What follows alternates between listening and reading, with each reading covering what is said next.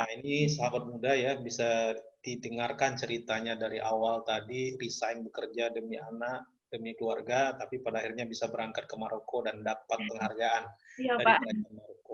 Itu tahun 2014. 2016, Mbak Risma juga mendapat penghargaan dari Kementerian Iya, Pak. Pemberdayaan Perempuan dan Anak, ya, betul ya? Itu Iya. atas karya apa? Atas karya buku GBS, Pak. GBS Tak Menghalangi Langkahku. Jadi, Oke, itu yang buku pertama ya? buku pertama novel dulu, Pak. Buku kedua, Pak. Oh, buku kedua ya. Oke. Buku kedua. Jadi setelah buku ini terbit, banyak sekali saya menerima telepon dan email aduan gitu Pak dari para penyintas Guillain-Barré syndrome itu sendiri. Mereka merasa tidak punya naungan Pak tempat karena tidak ada yayasannya seperti yayasan kanker, yayasan lupus gitu kan kita sudah punya ya Pak. Akhirnya saya bilang, aduh saya belum punya ya, saya belum bisa membangun yayasan, tapi saya coba untuk membangun sebuah komunitas gitu. Dari komunitas ini akhirnya saya diundang oleh Kick Andy Pak waktu itu, diundang Kick Andy untuk tampil bareng tokoh yang ada dalam buku tersebut, dan bukunya dibeli waktu itu kan dibagi-bagi gitu ya Pak ya ke penonton. Nah dari situ saya memang menghabiskan seluruh waktu saya untuk bekerja sosial Pak. Oke.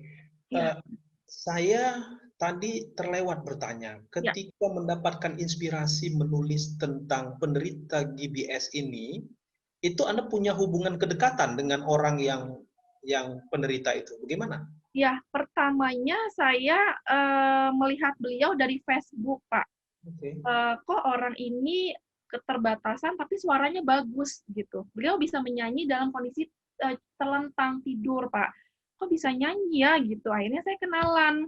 Saya kenalan di inbox, ternyata masih masih ada hubungan tanpa saya sadar beliau adalah suami dari salah satu saudara jauh saya gitu, Pak. Hmm. Oh gitu, akhirnya saya wawancara sedikit, saya kenalan, dan saya ketemu langsung dengan beliau. Itu saya nangis banget Pak saat itu. Ya Allah gitu ya, kok saya jadi malu gitu. Banyak orang-orang yang gagah tapi lumpuh semangat gitu. Beliau lumpuh fisik tapi nggak lumpuh semangatnya gitu Pak. Akhirnya saya niat untuk menulis buku inspiring memoir inspiring ini. Ini yang Baik. ditantang oleh editor Gramedia tadi Pak. Oke, ya. Makanya kan kita biasanya mencurahkan pikiran-pikiran kita, apa yang kita rasakan, bahkan itu bisa keluar dari dalam lubuk hati yang paling dalam kalau kita itu sangat dekat ya Ya. dengan objek yang kita tulis, sehingga kita mengalir saja. Mm-mm. Oke, Mbak Risma sangat menginspirasi teman-teman semua. Dan perlu saya sampaikan juga teman-teman bahwa Mbak Risma ini juga eh, menularkan virus menulisnya, ya.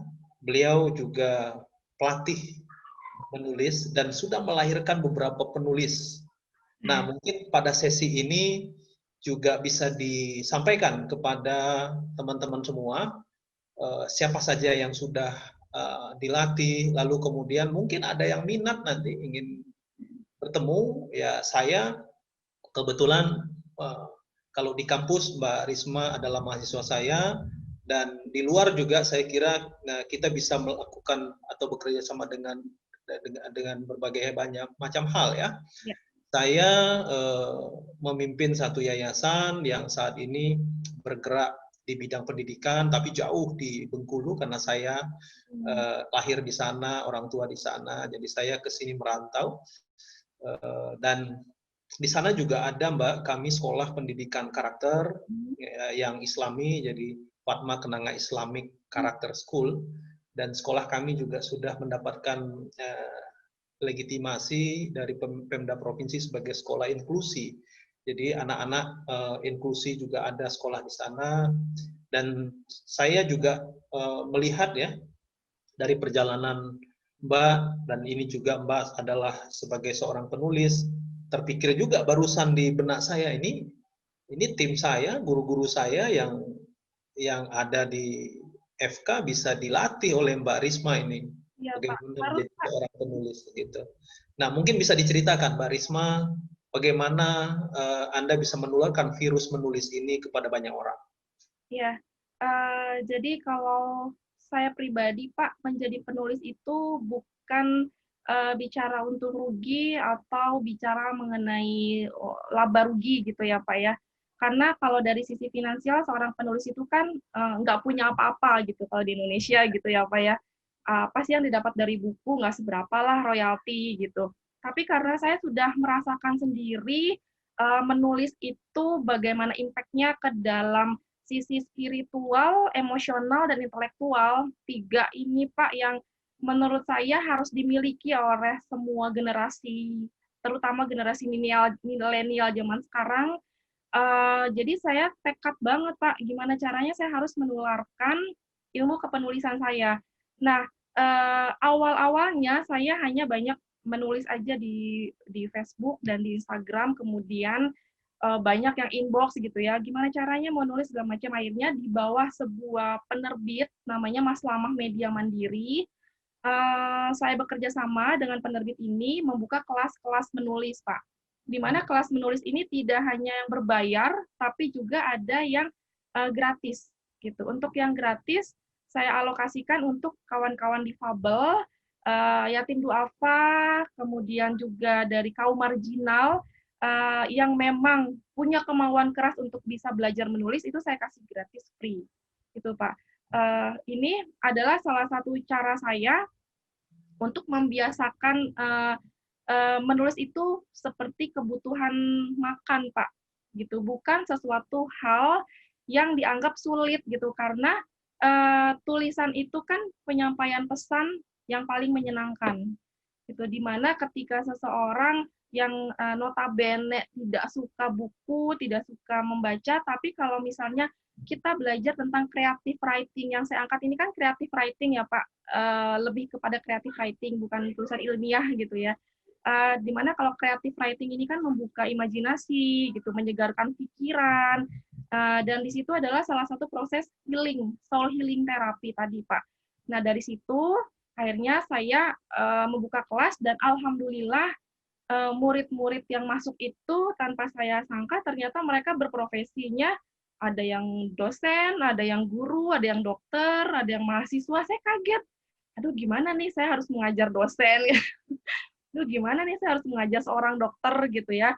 Ada juga ibu rumah tangga dan perlahan-lahan mereka berani dan belajar menerbitkan buku sendiri. Oke. Oke, sip, mantap ini ya. Jadi aktivitas-aktivitas yang dijalankan oleh Mbak Risma, dan saya lihat juga Mbak Risma ternyata sudah banyak diundang oleh kampus-kampus dari Aceh, seluruh Indonesia. Luar biasa ini ya. Nah, aktivitas-aktivitas itu sudah melahirkan karya berapa banyak, Mbak? Aktivitas dari, maksudnya dari saya sebagai note Ya, speaker, dari sekian banyak aktivitas Mbak geluti itu, karya yang dihasilkan sudah berapa banyak? karya buku kah, Pak? Ya, buku atau yang lain? Kalau karya buku ini sekarang 6, Pak. Karya buku. Nah, kemudian saya sendiri juga baru saja membangun bisnis startup di bidang literasi, yaitu library digital, Pak. Oke. Ya, jadi saya membangun perpustakaan digital khusus buku anak dan parenting, di mana nanti pembaca bisa download aja di Play Store, gitu. Jadi saya ya saya menulis buku, terus terinspirasi karena corona Pak sebenarnya. Aduh gimana ya, apa yang bisa saya lakukan? Karena orang itu kan sekarang semuanya handphone itu udah jadi kantor, udah jadi rumah gitu. Gimana caranya dari handphone itu punya manfaat, nggak cuma browsing-browsing yang nggak manfaat gitu, atau ya berita-berita yang nggak manfaat ditulis atau dibaca, toksik Pak jadinya Pak, kan bad energy gitu. Terus kalaupun memang sekarang fenomena orang tua megang gadget itu kan udah nggak bisa dihilangkan ya Pak ya. Jadi menularkan sesuatu yang dicontoh oleh anak-anaknya. Nah, ini saya punya solusinya gitu Pak. Solusinya adalah, oke, mamanya pegang gadget, tapi bisa baca buku anak gitu. Buku anaknya juga animasi Pak. Jadi nanti dalam aplikasi itu bukunya bisa dalam bentuk buku e-book atau animasi. Jadi hidup. Sudah ada di Play Store? Kita masih proses Pak. Nanti kalau udah ada saya kabari. Oke, kapan ini kira-kira targetnya? Ini ditunggu nih, terutama Fatma Kenanga Islamic Character School ini ingin pakai itu Ya, aplikasi. rencananya sih kita launchingnya Januari Pak. Januari ya. Ya, saya sendiri di sana sebagai Chief Content Officer. Kami hanya bertiga timnya sementara ini. Ada yang bagian animasi, ada yang bagian web developernya itu kan Pak. Kita pokoknya benar-benar kerja keras dulu nih sekarang. Gimana caranya saya menulis buku dan bukunya itu ada di Play Store tersebut. Saya juga sekaligus mengajak para penerbit untuk taruh bukunya di laman Play Store kita, Pak. Gitu. Jadi nanti sistemnya adalah diunduh dan berbayar, bisa berlangganan, bisa gratis, ada pilihannya. Oke. Oke, Mbak Risma, ditunggu itu produk Ya, barunya. ya, Pak. Sangat amin, insyaallah mudah-mudahan ya. Saya kira itu menambah amal kebaikan juga, karena terus terang ya di era pandemik ini kita sudah jalani 6 bulan. Tantangan anak-anak kita yang bersekolah di rumah ya saat ini adalah memang penggunaan media digital ya. Dan tentu orang tua juga pengawasannya harus super ketat ya. Jangan sampai candu digital, candu handphone ya, candu gawai ini bisa mendera anak-anak kita. Ini tantangan di dunia pendidikan. Baik, Mbak Risma, saya kira kita udah panjang lebar gitu ya, tadi menceritakan. Nah, teman-teman juga perlu tahu, ada nggak sih kendala gitu untuk melahirkan karya-karya tadi, buku ada 6, idenya nggak pernah mati, muncul lagi ide melahirkan satu aplikasi digital, literasi digital gitu. Apa kendala terberat ketika kita mau melahirkan satu karya? Kalau saya kendala terberat adalah yang pertama manajemen waktu sebagai seorang ibu rumah tangga yang bisa dibilang saya mengcover semua aktivitas di rumah, maksudnya tanpa IRT gitu ya Pak ya, tanpa ada yang bantu, tanpa babysitter gitu, itu berat banget Pak, sungguh sangat sangat berat dan saya butuh mental yang kuat di sini. Istirahatnya berapa jam dalam sehari? Dokter menyarankan 7 jam, Mbak. Gimana Pak? Dokter menyarankan istirahatnya 7 jam satu hari. Dengan karya-karya seperti itu. Iya, kalau di manajemen waktu saya sih, saya tulis hanya 5 jam, Pak. Oke. Hanya 5 jam. Tapi, alhamdulillahnya sehat lah, Pak. Mudah-mudahan ya, Pak ya. Amin, Tapi, pernah saya taruh di 8 jam, tapi sayangnya saya ubah lagi ke 5-6 jam, tapi harus yang, apa ya, Pak, berkualitas tidurnya atau istirahatnya. Gitu. Dibanding yang 8 jam, tapi saya pikirannya kemana-mana, gitu. Oke, berarti satu adalah manajemen waktu. Manajemen waktu. Kemudian yang kedua, apakah ada kendala? Mungkin internal atau mungkin kendala eksternal? Seperti apa? Kendala yang kedua adalah bad energi sih Pak, toxic apa ya. Jadi saya tuh tipe orang yang sangat sensitif banget dengan sindrom-sindrom negatif, energi-energi negatif gitu. Entah itu berasal dari orang-orang terdekat, entah itu berasal dari peristiwa-peristiwa yang tidak ngenakin di hati gitu ya. Itu aja sih Pak. Jadi misalnya saya dalam suatu lingkungan, entah itu lingkungan keluarga atau lingkungan kerja, dan ada tipe-tipe orang yang bawa sindrom negatif itu, saya menghindar aja gitu. Karena saya tipe orang yang sangat terganggu dengan perkataan kasar, misalnya gitu Pak. Atau apa ya, pokoknya energi-energi yang buruk tuh saya sensitif gitu. Jadi itu sih Pak kendalanya. Berarti termasuk orang yang bertolak belakang dengan prinsip seorang jurnalis ya. Jurnalis mempunyai prinsip bad news is good news gitu ya. Iya, iya benar Pak. Oke. Ada kendala lainnya selain tadi mood ya, saya kira mood ya. Yang lain? Udah sih Pak, itu aja Pak, waktu. Waktu dan bad energi. Ya, proses penggalian ide itu biasanya dengan apa? Penggalian ide, satu ide gitu. Penggalian ide itu dari melihat dan mendengar, Pak. Jadi saya ini memang seneng banget kalau dengerin orang yang curhat gitu sebenarnya, tapi saya nggak banyak ngomong. Oke, jadi hati-hati kalau curhat dengan Mbak Risma ini bisa jadi buku ya? Benar, Pak. Udah banyak yang kayak gitu. Oke, padahal apa namanya, yang dicurhatin bilang jangan bilang siapa-siapa ya. Siapa-siapa, tapi dunia tahu ya Pak. Nah, kalau bercerita kepada apa penulis, jangan bercerita kepada penulis dan kepada wartawan gitu ya. Iya. Karena apa yang Anda ceritakan akan menjadi satu karya. Ya, itu Oke. ada quotes menarik, Pak. Jadi saya pernah diminta menulis tentang kehidupan perempuan, tapi saya belum sampai nulis ini, Pak. Oke. Jadi ada perempuan-perempuan yang tersakiti gitu ya, Pak ya.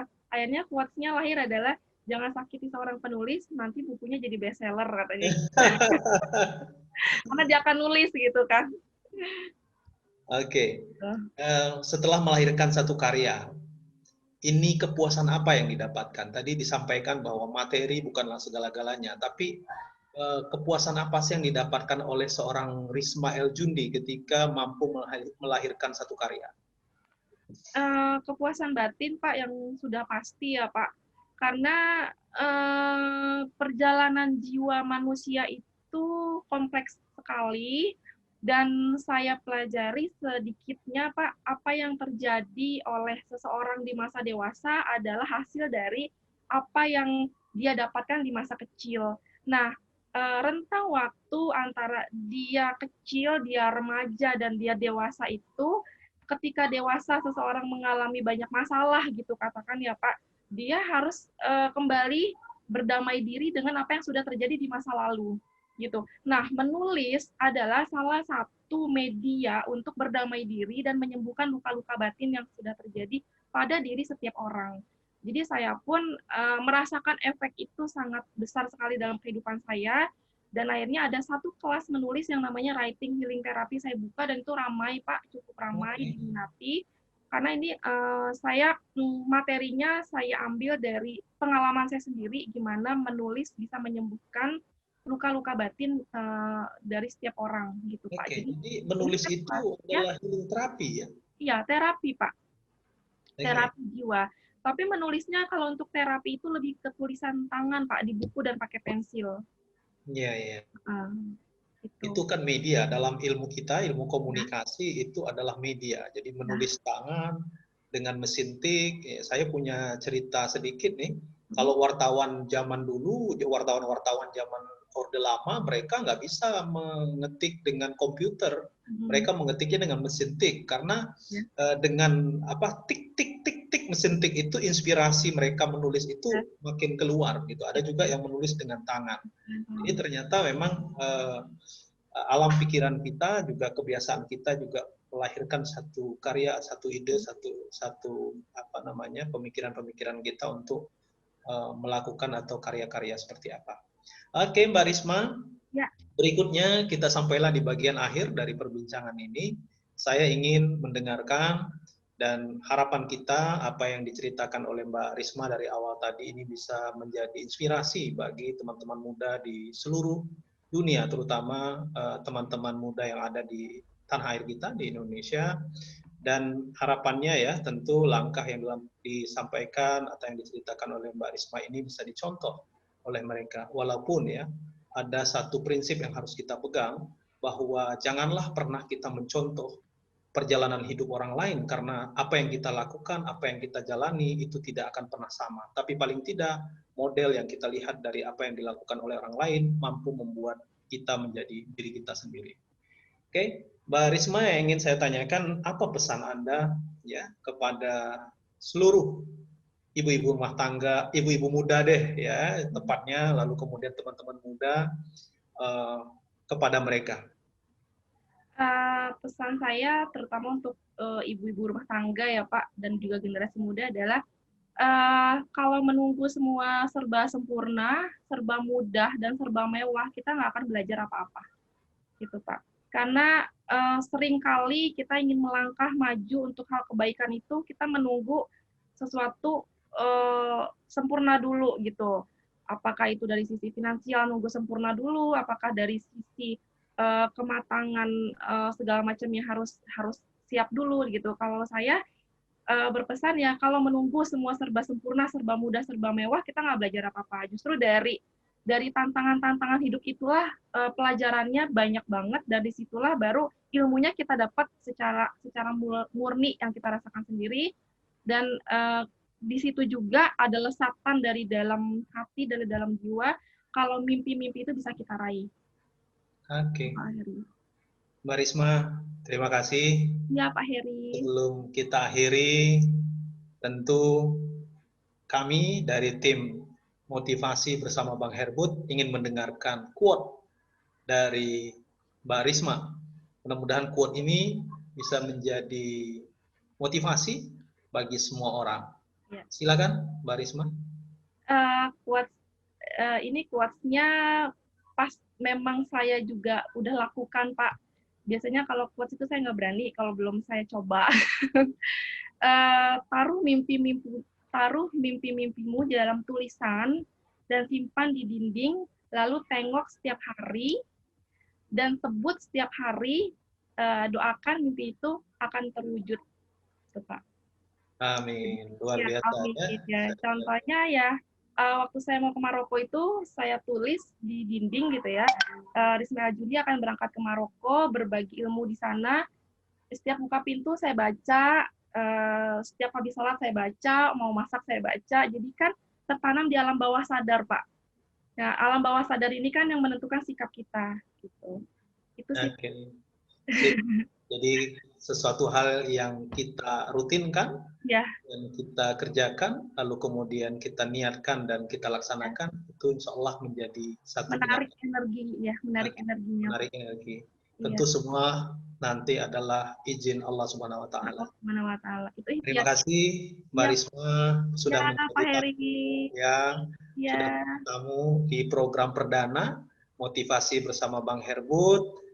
Teman-teman semuanya, kita akhiri untuk program kali ini dan mudah-mudahan kehadiran Mbak Risma El Jundi pada kesempatan perdana kali ini bisa menjadi bintang-bintang bagi kehidupan kita semua. Terima kasih. Kita tutup. Wassalamualaikum warahmatullahi wabarakatuh. Waalaikumsalam warahmatullahi wabarakatuh.